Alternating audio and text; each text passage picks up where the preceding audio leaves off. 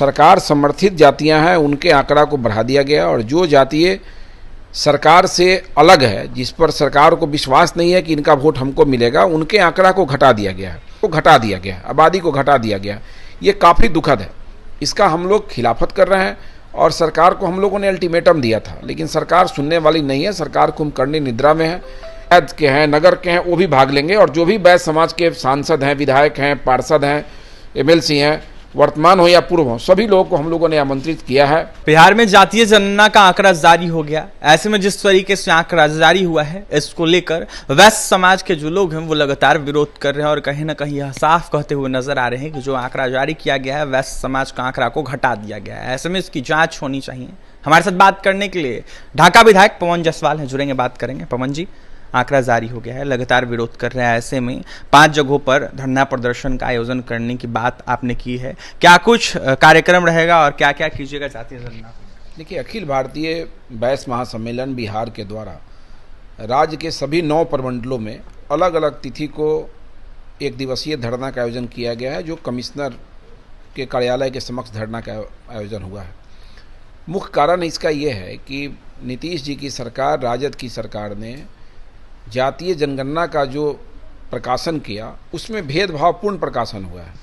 जो सरकार समर्थित जातियां हैं उनके आंकड़ा को बढ़ा दिया गया और जो जातीय सरकार से अलग है, जिस पर सरकार को विश्वास नहीं है कि इनका वोट हमको मिलेगा, उनके आंकड़ा को घटा दिया गया है।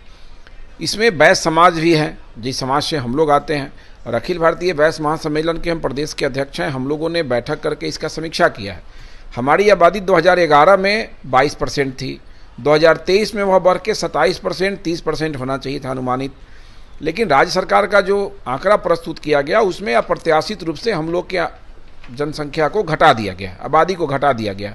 ये काफ़ी दुखद है। इसका हम लोग खिलाफत कर रहे हैं और सरकार को हम लोगों ने अल्टीमेटम दिया था, लेकिन सरकार सुनने वाली नहीं है। सरकार कुंभकर्णी निद्रा में है।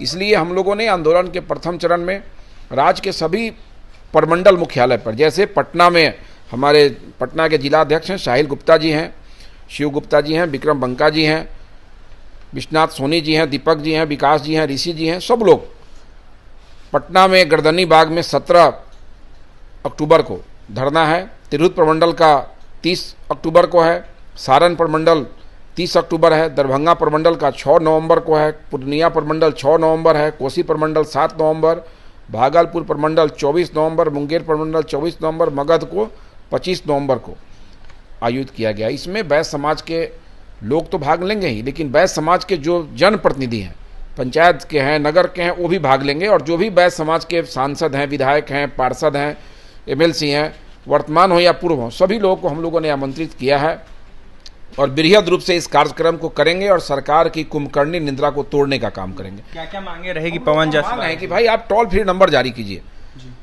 सरकार को अविलंब अनुमंडल स्तर पे, जिला स्तर पे, प्रखंड स्तर पे टोल फ्री नंबर जारी करना चाहिए। वैसे लोग जिनके घर तक जातीय गणना करने वाले लोग नहीं पहुंचे हैं, उनके शिकायत को दर्ज करना चाहिए और उन घर तक जनगणना कर्मियों को, जातीय जनगणना करने वाले को भेजना चाहिए। पहला ये। दूसरा ये कि जो कैलकुलेशन में गड़बड़ी करके कई जातियों को आप पीछे की तरफ धकेल दिए हैं जातीय जनगणना में, वैसे लोगों के आंकड़े को दुरुस्त करने की ज़रूरत है। बाकी जिसकी जितनी आबादी उसकी इतनी हिस्सेदारी, तो सबको ही कह रहा है, लेकिन जब आबादी ही आप घटा देंगे और अपने लोगों की आबादी को आप बढ़ा के चाह रहे हैं, राज्य की जनता को प्रस्तुत करें और राज्य की जनता पर मनोवैज्ञानिक असर डालें कि ये 2, 3, 4 जाति मिल के बिहार में सबसे ज़्यादा है और ये जाति अगर हमारे साथ है तो हमारी सरकार बन जाएगी, ऐसी मनोभावना लोगों के अंदर आप डालने का प्रयास कर रहे हैं। हम लोग इसकी निंदा कर रहे हैं। इस घिनौने कार्य को हम लोग ये कह रहे हैं कि घोटाला करने वाले जो लोग थे, घोटाला करते करते इनका आदत बिगड़ गया था और इस बार इन्होंने जातीय जनगणना में भी घोटाला कर दिया है। देखिए, जिस तरीके से घोटाला करने वाले लोग थे उनका मन बिगड़ गया है, ऐसे में जातीय जनगणना में भी घोटाला कर दिया है इन लोगों ने। नीतीश सरकार पर जमकर निशाना साध रहे थे ढाका विधायक पवन जायसवाल, तो वहीं क्या कुछ करते हैं आपने सुना है। 5 जगहों पर धरना प्रदर्शन होने जा रहा है, माफ कीजिएगा 9 जगहों पर धरना प्रदर्शन होने जा रहा है। ऐसे में अनेकों जिला में यह प्रदर्शन होगा, अनेकों तिथियों में। तो वहीं पवन जायसवाल ने तमाम जानकारी दी है। तो वहीं नीतीश सरकार से यह मांग करते हुए नजर आ रहे थे। पवन जायसवाल कहते हुए नजर आ रहे थे कि टोल फ्री नंबर जारी होना चाहिए। जिस तरीके से जातीय जनगणना करवाया गया है। जो लोग छूट गए हैं उस टोल फ्री नंबर पर कॉल करेंगे, उसके बाद उनका जातीय जनगणना होगा। लेकिन फिलहाल जिस तरीके से वोट बैंक की राजनीति जो है वो नीतीश सरकार कर रही है, जातीय जनगणना करवाकर देखा जाए तो संख्या बढ़ाकर अनेकों जातों का, क्या कुछ कह रहे थे पवन जायसवाल। आपने तमाम प्रतिक्रिया सुनी है और भी तमाम खबरों के लिए NBC 24 के साथ बने रहे। पटना से सहयोगी अमित के साथ अभिषेक की रिपोर्ट।